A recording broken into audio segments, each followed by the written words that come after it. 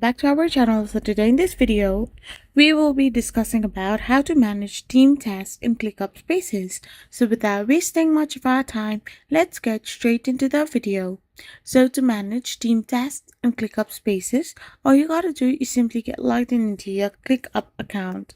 Once you are into your ClickUp account, all you gotta do is simply set up a spaces hierarchy by creating spaces for teams or departments. So this is all about my team, so you can go and search for your teams as well and use folders to upload your projects. So you can use folders and then you can simply break down it into lists. Inside folders, you can create different lists for actionable items or specific part of the project. Now you can simply assign your track and tasks.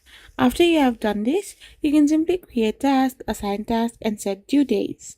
You can set up agendas and you can also add deadlines on it, and you can simply visualize and monitor your workload.